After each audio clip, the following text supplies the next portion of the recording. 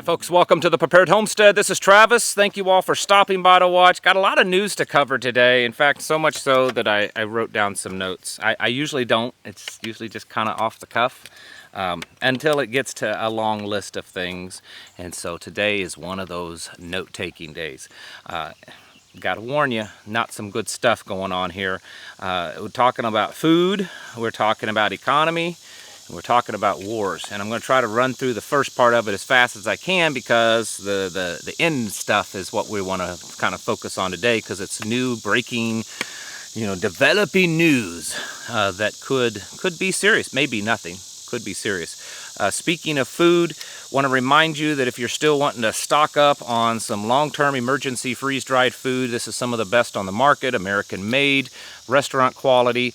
Go to preparewithtravis.com. and you can find pretty good deals on stuff. This is that freeze-dried stuff that's in buckets. Or you can click on the link below. There's also a link below that takes you to the same website, but it's a link to where you can get a really good deal on a water filter. The water filter system's a big stainless steel, gravity-fed water filter system. So if you're in the market for that kind of stuff, it's a good time to buy it, because later on may be a horrible time to buy it. Starting off, Barron's magazine is reporting that food shortages are expected to worsen. Of course, in this article, they talk about a solution of this new lab-grown kind of stuff, and micro farming kind of things where it's all genetically modified and blah blah blah. But the big point is that food shortages are going to worsen. They're expected that 1.5 billion or more people over the next year will face real food shortages, like starvation level crisis. And so if there's that many that's going to face that, how many of the rest of us are going to face great difficulties in just being able to afford our food? Container ship stuff is getting worse again. I mean, it's never gotten great. It's never been fixed. They've tried different things, and some things have worked and some things haven't. But this time it's getting worse, and it's getting worse for different reasons. One reason is there's still an ongoing trucker strike on the East Coast. There's also, and the trucker strike isn't a union-based strike. It's because, well, the truckers are upset that the state of California is telling a lot of privately owned, owner-operators that they can no longer do business in the state of California. And so that's caused a backlog. Also, the China backlog, from China ports, Shanghai being shut down for so long and then reopening. So that's affecting the ports everywhere, though. Even in Savannah, Georgia has quite a big backlog going on there. So this is just worsening the whole supply chain. We know this. And so as things just get more expensive and there's shortages and on, this kind of stuff is just making it worse.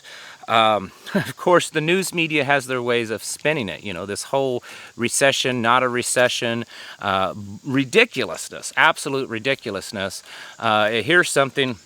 There's a silver lining to recession, and the silver lining is that we may crash everything, we may cause a great downturn in the economy, but on the upside, we have the opportunity to switch over to all this green energy stuff, which is exactly what the Great Reset is planning on doing and is doing as we speak. So it's interesting that there's just constant confirmation of that, even though every time I do a video or someone else, you get this little notification at the bottom of the video that it's all a farce, that there's no actual reset. That's just the name of a meeting or something like that. But hey, the White House has all kinds of solutions. They have all kinds of solutions for the not recession, okay? One of them is to enact the Inflation Reduction Act. Remember, was it just a couple of days ago, it seems? I think it was just a couple of days ago that I talked about how politicians, they like to twist the meanings of stuff, or they like to put out a bill that says one thing that actually means another. So this is called the Inflation Reduction Act. And for most of us, the Inflation Reduction Act should mean, okay, well, let's pay off our debts. Let's stop printing money. Let's bring money back and stop, you know, this fractional reserve banking, and well, that would be a good way to stop inflation, but that's not the solution here. The solution for them is let's spend a lot more money. Let's print more money that we don't have. Let's divide those dollars down to even less and less value, which is exactly what inflation is, folks. They're inflating the dollar more by spending $433 billion on, get this, green energy. Oh, that's right. This is basically the Build Back Better plan, but it's been wrapped up into calling it the Inflation Reduction Act. Because everyone's going to like, oh yeah, we want an inflation reduction. Let's vote for that. Let's push for that inflation reduction, when of course that's not at all what it is. Also, they're wanting to raise taxes. That's right, raise taxes, because we know that raising taxes is of course going to help inflation. It's going to help spur the economy along. It's going to cause corporations, big businesses to reinvest their money into growing the size of their business and wealth by placing higher taxes upon them. That's always going to work. It always does. I mean, just listen to the spokesperson, the press people for the White House. You know, all of the financial advisors, you know, the ones from BlackRock and everywhere else. They know what they're talking about.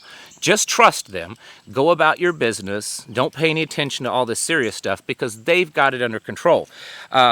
We keep hearing that, well, you know, the economy's not that bad. I mean, inflation's up and the GDP's down, but hey, unemployment is low. Well, not the real unemployment numbers. The real unemployment numbers are about double or more of what they claim the employment numbers are.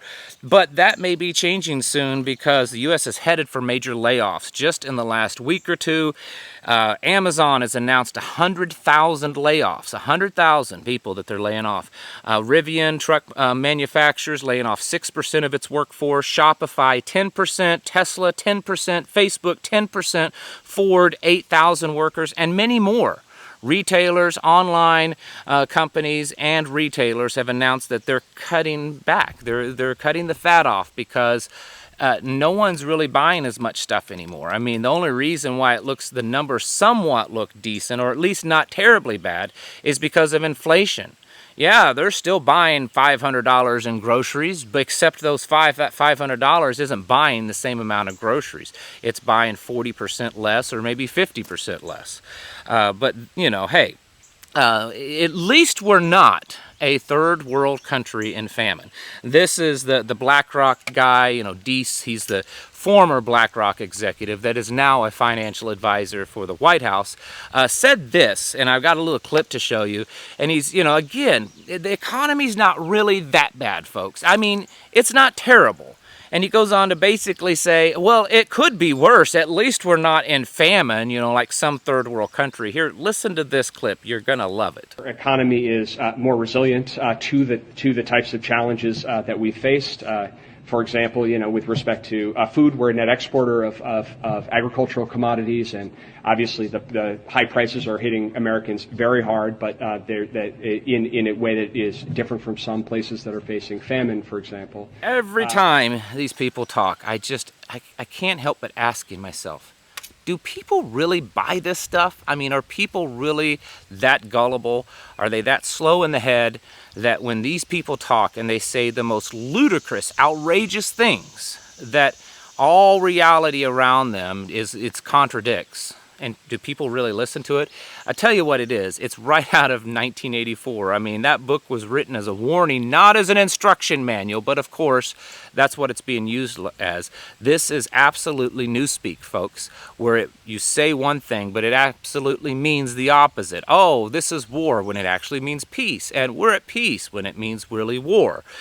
This is absolutely what's happening, and it's just more and more. It's why I said this morning in this morning's video, you need to get dictionaries and books and things about history and education and get it all wrapped up, because there's coming a day where it's going to be hard to find literature, things that are factual, that aren't some made up, you know, deep fake.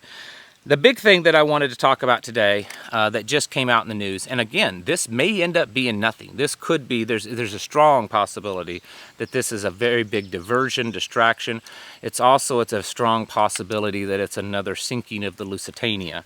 You've all heard about Pelosi potentially going to Taiwan, and this has been happening now. This has been talked about now for a few weeks. Originally she was going to go, and then immediately after that, she got the, and so she couldn't go. And so they've been talking about this, and Biden was saying, well, the military doesn't want it to happen, but, she can do what she wants.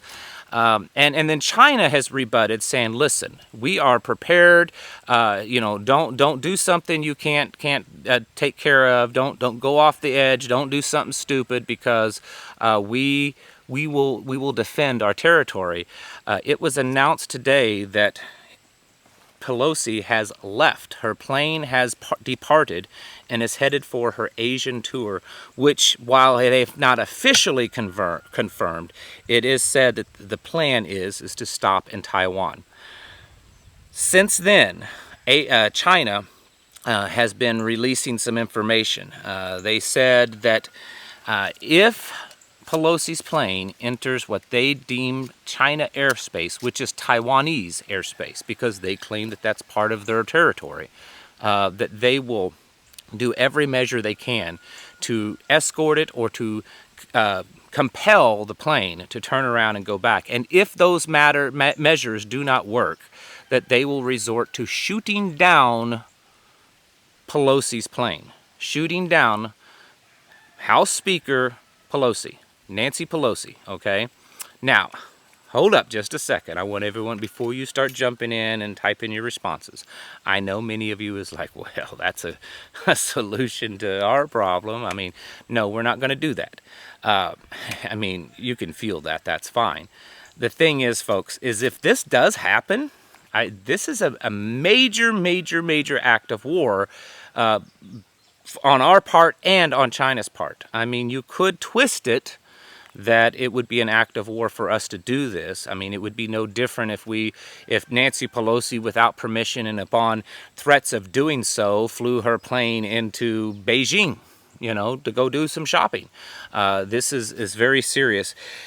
Since this announcement, China has announced that they are doing a very rare live fire war game drill in the Taiwanese Strait, pretty much as close to Taiwan as they can get. Now, I understand a lot of you might be saying, well, this is just more of this stirring things up and everything looking bad and trying to get everyone afraid. You're absolutely right. That's very likely, and that is the thing. But is there a possibility that something could happen? Pushing aside the great possibility that all this is just a planned setup, let's just look at it on the surface for what it is. For what it is, this is a standoff between China and the United States, between Xi Jinping and Joe Biden. And someone has to blink. I mean, that's the only way war could be averted in a situation like this, or at least some type of conflict that could potentially turn into war. Do you think China's going to blink? I mean, China has been parading around the world for the last few years as the new world leader, the solution to all the world's problems. They have all the technology, they have food, they have resources, they have manpower, and they're working on a new gold-backed currency that they plan to be the new global reserve currency. And so based on all that, do you think that China is willing to back down? It's been quite clear up until now that China has been doing a lot of saber rattling with us. And whether or not some of you think China's quite ready to take us on or not, they seem to think so. And you need to always understand this with China. All the information that you get about China, about the size of their military, about their naval ships, about the amount of weapons they have, the amount of money they have, the state of their economy, all that information is information that they release, because they absolutely have totalitarian control over everything, media, everything. And nothing gets out of their country unless someone ends up dying for it, that they don't approve of. So all the things that we think we know about China and their military and economic readiness is really based upon what they have let us know, okay? The other side of the story is that you've got Joe Biden and America right now. I mean, we've already shown that we can turn tail and run in the last 16, 18 months. We've already shown that our leadership is absolutely inept and incapable of leading anything. I mean, they probably couldn't lead a dog to the water bowl. And so we've got that side. And who do you think is going to blink first? And if for some reason America doesn't blink first, well, we know where that could go. But if America does blink first, this could be the final straw that breaks America back down and away from being the world leader. So while this could be nothing, and I don't want to sound like some of these YouTubers that tell you we're 5 minutes away from World War II, World War III, nuclear war, all this kind of stuff. I am telling you that this could be a pretty serious thing. I think it's something that we should kind of keep an eye on. Again, Nancy Pelosi may end up, and that's probably the most likely scenario, is that Nancy Pelosi won't even end up going there. But the thing is if that happens, now that she's officially left, it's kind of, America has put herself between a rock and a hard place. If Nancy doesn't go to Taiwan, then we're going to look even weaker. We're going to look. China is going to brag about winning this one. This is a battle that they've won. And of course, if Nancy goes through, then China is going to be put in a situation where they either follow through with their threats or they look weak. And I think we all know what China would do in that situation. Folks, the times are getting perilous. They're getting tough. They're getting, it's getting to that time, kind of go time, getting close. Be getting your houses in order. I don't say this to try to gain anything from it. I say it out of true sincerity. Prepare yourselves mentally, physically, and spiritually. The world is rapidly changing, and it's not changing in a good way or at a good pace. So we need to get ready. We need to get ready. There's certain things I want to say, but I don't think I should here on YouTube. Get your houses in order, folks. Thank you for watching, and I'll catch you in the next video.